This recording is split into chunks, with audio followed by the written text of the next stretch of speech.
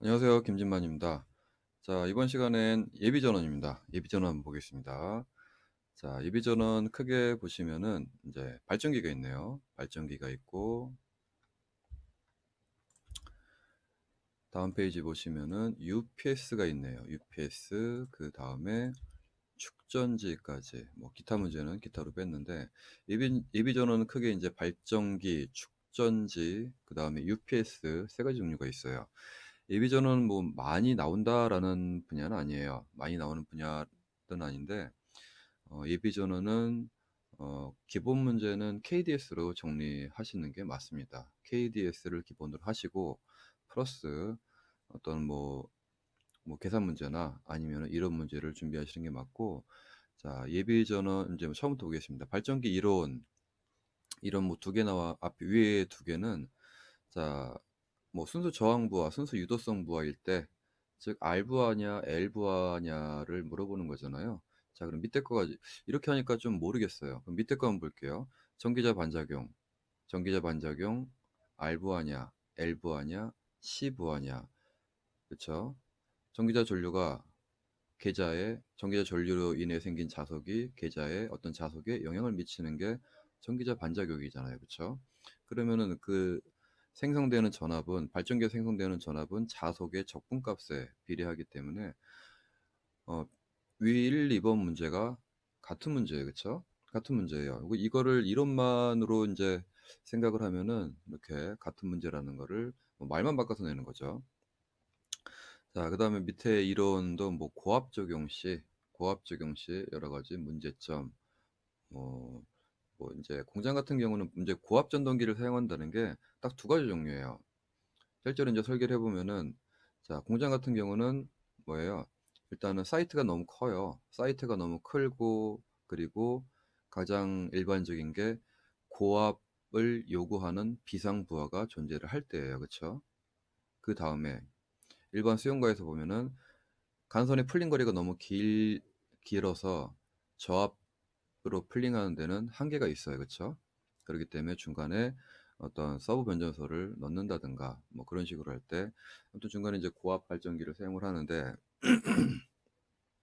뭐 여러 가지 생각을 해 보실 수가 있겠죠. 그죠? 네, 이거 넘어가겠습니다. 자, 발전기 용량 선정. 용량 선정은 굉장히 많이 나오네요. 그쵸? 발전기 배, 뭐, 횟수로 따지면은 뭐 거의 엄청 많이 나오네요. 뭐, 89회부터, 제가 문제 분석을 시작한 89회에서부터 뭐, 119회까지 나오네요. 우리가 고전적으로 알고 있는 PG, 그 다음에 RG, 그쵸? RG. 그 다음에 요거는 KDS 나오면은 KDS 꼭 보세요. 지금 KDS 개편 작업하고 있잖아요. 무슨 먹교가 없어지고 뭐가 새로 들어온다는 얘기를 들었습니다. 그러니까 이 아까 이제 KDS로 기준으로 기본 공부하라고 말씀드렸잖아요. 그렇죠? KDS 기준으로 하세요. KDS. 뭐 여러 가지 서브노트 뭐 여러 개 있는데 뭐 제 것도 필요 없어요. 그냥 무조건 KDS 기준으로 하시면 돼요. 자, 용량 산정에는 뭐 굉장히 여러 가지가 있습니다. PG법, RG법을 기본으로 하고, 그 다음에 뭐 백사에 보면은 실제로 계산해 보는 문제도 나오고요. 뭐 계산 문제는 또 나오네요. 그렇죠? 자, 그다음에 이제 중간에 뭐 101번 그러면은 소방부하를 구분하고 소방 전원 공급용 발전기 용량 선정 방법. 이거 설계하시는 분들은 아실 거예요. 그렇죠? 소방 전원 보존용인가 이제 그런 식으로 네임을 붙여서 뭐 전용으로 사용할지 아니면 비상과 소방을 분리해서 사용할지, 뭐 겸용으로 사용한다면은 이제 비상을 좀 차단하는 어떤 기기를 사용하잖아요. 그쵸? 뭐 그런 얘기를 뭐 실무적으로 쓸 수가 있겠죠. 자, 그다음에 나머지는 뭐 일반적인 내용입니다. 용량 선정은 우리가 이제 PGRG는 뭐 정부할 때 PGRG를 기본적으로 이제 안 외워져요. 문제가. 그쵸? 머릿속에 계속 외워도 몇 번 반복하면은 이제 암기가 되긴 되는데, 보통 이제 시험 보시기 이제 암기 안 되는 수식과 그런 걸 한쪽으로 몰아서 한 번에 외우시는 게 좀 나은 것 같습니다. 처음에 이제 계속 눈으로 그냥 보시다가 한 번에 한 달 전, 한 달 전부터 좀 반복해서 중점적으로 외우시는 게 또 좋습니다. 그게 또 오래 가더라고요. 또 우리 벼락치기가 또 공부가 오래라기보다는 잘 들어오잖아요. 암기는. 자, 그다음에 밑에 뭐 병렬운전, 뭐 병렬운전이 뭐 자주 나오는 케이스는 아닌데 우리가 이제 크위즈 파상이라고 기사 때는 이렇게 암기를 했어요, 그렇죠? 그래서 그걸 갖다가 벡터도라든가 이렇게 간단히 정리를 하시면 돼요. 저기 건축전기에서 병렬운전, 동기발전기 병렬운전은 나오는 게 거의 10점 타입이에요. 우리가 발성을 준비한다 그러면 25점 타입으로 굉장히 좀 파워풀하게 준비를 해야 되겠는데 거의 다 10점 타입으로만 나옵니다. 참고하시고요. 자, 변압기 보호 방식도 있는 것처럼 발전기 보호 방식도 존재를 합니다. 이거 그냥 뭐 여러 가지 아이템 바이 아이템으로 그리지 마시고 싱글 라인을 그리세요. 싱글 라인. 싱글 라인 그려서 어떤 요소를 직접 이제 뭐 계전 요소에 쓰는 거는 어렵지 않죠. 싱글 라인을 그리시고 그 다음에 어떤 계전 요소를 이제 설명하는 걸로 한 25점짜리로 준비하시면은 뭐 어려운 거 없습니다. 자, 그다음에 준공검사. 준공검사는 뒤에 이제 제가 기타로 해서 감리랑 이런 거 뒤쪽에 뺐어요, 문제가. 근데 요건 하나가 앞에 들어와 있는데 준공검사, 뭔 감리, 그리고 이제 방법이라고 해서 뭐 디젤 발전기 감리, 지난번에 나왔던 게 MCC 감리, MCC 검사 이런 식으로 감리 문제가 어느 순간부터 막 한 세네 문제 나왔었나요? 되게 많이 나온 회차는. 그다음부터 이제 꾸준히 번갈아 가면서 나와요. 그쵸? 번갈아 가면서 나오니까 감리 문제는 조금 가져가실 필요가 있습니다. 우리가 순서대로 쭉 이제 이거 나오면은 뭐 다음 거 나오고 이런 식으로 준비하긴 하는데 뭐 그렇게 해서 우리가 패턴 분석으로 지난번에 에스컬레이션을 나온다고 해가지고 이제 출제가 됐는데 감리 문제는 좀 선별적으로 가져갈 필요가 있습니다. 특히나 이제 어떤 감리 뭐 보고서 같은 거 실제로 구하실 수 있으면은 뭐 카페에 아마 올라와 있을 거예요. 그런 거 보시면은 뭐 똑같은 거 다 똑같아요. 똑같은데 어떤 설비 특성에 맞는 어떤 요소들이 또 있거든요. 그러니까 이것도 개별로 준비하시는 게 아니라 전체적인 측면에서 공통적인 거 준비하시고 그 다음에 아이템별로 근데 그 아이템별로 준비하신다는 것도 시간이 참 많이 걸립니다. 그래서 이제 쭉 읽어보시고 어떤 아이템이 나오면은 기본적인 공통사항 쓰시고 그 아이템에 적용되는 거 조금 더 플러스 알파로 쓰시는 그런 정리를 하시면 될 것 같아요. 자, 발전기 기타 보시면은 뭐 과전압 발생 원인 이런 거 나왔고요. 뭐 트러블 예방 진단, 트러블 진단 이런 거는 뭐 5%예요, 그렇죠? 예.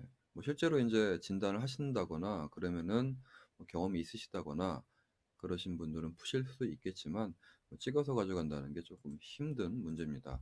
이런 거는 기타는 뭐 지나간다는 문제로 생각하시면 될 것 같고요. 자, 발전기 보시면 뭐 전기식, 공기식, 시동 방식, 장단점. 저는 이런 문제 왜 내는지 모르겠어요. 그렇죠? 모책에 있습니다. 그렇죠? 모책에 있는 건 봤는데 굳이 이제 이런 거를 왜 내나 싶습니다. 자, 91번 뭐 이제 이런 거는 이제 디젤, 가스 엔진, 가스 터빈 발전 해가지고 이런 거 특징적인 거는 뭐 준비해 놓을 필요가 있어요. 우리가 이제 보통 터빈 발전기, 뭐 발송이야 터빈 발전기를 많이 쓰는데 건축은 드물어요, 그렇죠? 드물고 그 다음에 요즘에 이제 분사형 전원 쪽에서도 조금 사용하는 것 같아요, 그렇죠? 그래서 이런 거는 이제 같이 준비하시면 되고요. 기타에서 자가용 발전 설비를 설치할 경우 고려사항이라고 되어 있는데 뭐 이거 준비하시면 되고 특히나 저기 발전기에서 옛날 KDS에서 이제 PGRG로 했단 말이에요. 이제 바뀌는 게 좀 어떻게 나올지 모르겠는데 아직 뭐 참여하시는 분들 말씀드려보면은 뭐 발전기, 이제 시동기, 원동기 있잖아요. 또 원동기 용량이 또 있거든요. 그쵸? 예, 그런 것도 이제 만약에 KDS에 이게 탑재가 되면은 그런 것도 이제 선별적으로 가져가실 필요가 있습니다. 기타 문제로 이제 빼고 가져갈 필요도 있다라고 보여집니다. 자, 그 다음에 예비 전원 UPS입니다. UPS도 역시 KDS에서만 준비하세요. KDS에서만. KDS에서 준비 안 하시고 뭐 딴 거를 보시는 분도 계시는데 법규 문제예요. UPS는 KDS에서 나온 것만 준비하시고 그 다음에 플러스 어떤 계산 문제나 그 다음에 위에 보시면은 UPS 문제 단락보호 방식 있잖아요. 단락보호 방식, 지락보호 방식. 자, 이런 건 어떤 뭐 옛날에 어떤 특정 책 하나에만 있었어요. 근데 요즘에는 굉장히 많은 책들이 뭐 다양한 책들이 뭐 이런 문제가 나오다 보니까 탑재가 되고 있습니다. 자, 그다음에 UPS 뭐 특별한 건 없네요. UPS 이제 지금 말씀드린 게 마지막에 이제 보호 방식 얘기예요. 보호 방식. 단락보호 있잖아요. 단락보호, 분리보호. 이거 하나씩 찢어서 문제가 출제가 됐습니다. 자, 그다음에 넘어가겠습니다. 자, 축전지는 뭐 기본 용어, 뭐 자기방전, 그다음에 설페이션 현상 안 나올 때도 됐는데 잊을만 하면 나오는 문제예요. 얘는요. 자, 그다음에 자기방전. 그렇죠? 자기방전. 이제 98을 후에 나오고 104일 때 나왔는데 잊을만 하면 나옵니다. 뭐 우리가 기본 문제로 가져가시죠. 그다음에 이거 기본 문제 또 뭐 있죠? 메모리 효과. 아, 위에 있네요. 바로. 메모리 효과. 뭐 이런 어떤 현상 같은 것들은 몇 개 가져가세요. 10점짜리 문제인데. 네. 그다음에 용량 선정. 용량 선정 뭐 거의 용량 선정 문제네. 그렇죠? 용량 선정 문제고 실제로 이제 계산을 하실 수 있어야 되고 발전기처럼 일단은 어떤 한정 그러면은 변압기도 발전기든 뭐든 간에 우리가 플로우 차트를 암기하시는 게 제일 빠르죠. 우리 접지도 그렇잖아요. i3 80이든 61936이든 일단은 플로우 차트만 암기하시면은 그의 내용은 그 플로우 차트에 대한 내용은 우리가 서술로 쓸 수 있단 말이죠. 어떤 계산식이나 어떤 서술을 통해서. 근데 플로우 차트 외우는 게 어떤 뭐 관건이죠. 뭐 여러 가지 책에서 플로우 차트는 굉장히 다양하게 나와 있는데 다양하게 나와 있는데 KDS에서 얘기하는 거는 이제 KDS를 기준으로 하시는 게 좋습니다. 또 게다가 KDS가 이제 어떤 상위법이다 보니까 이제 어떤 스펙을 딱 이제 이거는 이렇게 한다라고 우리가 여태까지는 그렇게 돼 있는 KDS를 봤어요. 근데 요번에 이제 바뀌는 게 상위법에서 그렇게 딱 스펙을 이제 얘기를 해놓으면은 하위법에서 조금 변경될 수 있는 유도리가 없잖아요. 그래서 이제 KDS에서 이제 삭제한다고는 들었습니다. 삭제한다고는 들었는데 한번 KDS 나오면 한번 보세요. KDS가 삭제가 됐다고 하더라도 우리가 기존에 그 전에 나온 KDS에서는 다 이제 그 플로우 차트가 있었단 말이에요. 그렇죠? 그 플로우 차트 기준으로 정리를 하시는 게 맞습니다. 법규 문제니까. 자, 그다음에 축전지 뭐 용량 산정에서 뭐 충전기, 충전 방식을 구분하여 설명하시오. 뭐 이런 것도 이제 뭐 다양한 책에서 얘기가 나와요. 25점짜리로 나올 수도 있고 여기는 지금 10점짜리로 나왔네요. 1교시니까. 자, 그다음에 이제 의료 장소라고 나왔는데 비상전원 예비 전원이다 보니까 의료 장소 따로 이제 나왔는데 의료 장소는 제가 지난번에 말씀드린 것처럼 뭐 전원, 조명 아니면 예비 전원, 접지 이렇게 해서 따로 분류해서 정리하셔도 되고 그냥 의료용 전기 설비 파트를 따로 정리하셔도 돼요. 전원 공급의 신뢰성 그쵸? 그 다음에 감전보호, 의료 장소는 매크로쇼크, 마이크로쇼크잖아요. 그에 대한 등전입 본딩 어떻게 할 것인가. 그 다음에 옛날 문제긴 하지만 어떤 무용등이나 뭐 너스콜 같은 거요. 뭐 옛날 뭐 통신 쪽이긴 하지만 뭐 그런 것도 이제 같이 의료 장비잖아요. 뭐 따로 묶으셔도 되고 여기는 지금 예비 전원 쪽이라서 이제 비상 전원에 대해서만 두 문제를 여기다 태웠네요. 자, 그 다음에 터빈 발전기. 아까 위쪽에 이제 가스 엔진, 디젤 엔진, 그리고 터빈 이렇게 세 개를 뭐 기본적으로 이제 정리해 두시라라고 말씀을 드렸는데 밑에 이제 터빈 발전기. 자, 밑에 보시면은 이거는 못 가져갑니다. 그렇죠? 거의 뭐 터빈 발전기 기계에 발생할 수 있는 손상, 뭐 이제 동기 투입 조건. 이게 지금 우리가 건축 전기를 공부하면서 뭐 이런 것도 알면 좋죠. 알면 좋은데 조금 너무 발통 쪽에 치우친 문제예요. 치우친 문제고 이번에 이제 코젠이라 그래서 어떤 열병합을 같이 한 그런 발전기들이 많이 사용되고 있습니다. 그렇죠? 대규모 수용가잖아요. 대규모 수용가에서는 열병합 그러니까 자체 발전도 하며 그 다음에 난방 온수도 우리가 쓸 수 있는 거잖아요. 코젠을 통해서. 자, 그러면 어떤 효율이 증가를 합니다. 그렇기 때문에 조금 대규모 수용가에서는 어떤 멀티플렉스 같은 데 있잖아요. 예를 들어 뭐 땡땡 시네마, 땡땡 마트, 그다음에 땡땡 백화점 이렇게 보통 한 기업체가 보통 멀티플렉스 같은 걸 이제 쓰고 있는데 그런 쪽에서 이제 코젠을 뭐 하죠. 그리고 요즘에 전산 센서도 많이 하시잖아요. 그쵸? 보통 가스 터빈 발전기 4대, 뭐 5대 병렬까지 운행하신다고 들었습니다. 뭐 싱글 라인을 봤는데 그렇게 이제 병렬 운전을 하시더라고요. 자, 조금 더 이제 실무적인 사항까지 말씀드렸고요.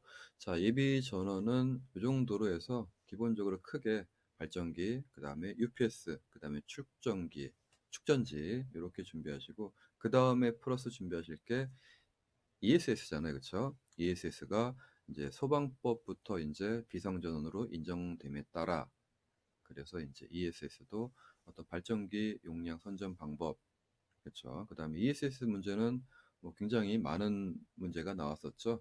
화재 때문에. 그렇죠. 화재 때는 ESS는 또 신재생 쪽이나 뭐 신기술 쪽에서 다루겠는데 ESS도 같이 준비를 하시면 좋겠죠. ESS는 뭐 신경향 문제로는 우리가 이제 KC에 아니면은 그렇죠. KC 해설서가 이제 나옵니다. 해설서에 이제 보시면 될 것 같고 플러스 이제 거기서만 100% 나오는 게 아니에요. 신재생, 신경영 문제는 우리가 또 협회지 꼭 보셔야 돼요. 어떤 협회 많죠. 그리고 이제 저희 카페에서도 김치유길사가 이거는 우리 건축 전기에 필요하다라고 하는 어떤 캡처 화면을 계속 올려드리고 있습니다. 그러니까 협회지를 구독하시면은 협회지를 다 보세요. 그냥 보시고 구독 안 하신 분도 저희가 이제 공부하시면서 아니면은 현재 이슈되는 사항이나 그런 거를 올려드리니까 올라오시 카페에 뭐 글이 올라왔다 그러면은 보통 PDF를 같이 다운 받을 수 있게 저희가 해놓거든요. 다운 받으셔서 보시면 좋을 것 같습니다. 자, 그러면 예비 전원은 여기까지 하겠습니다. 저는 다음 시간에 뵙겠습니다. 감사합니다.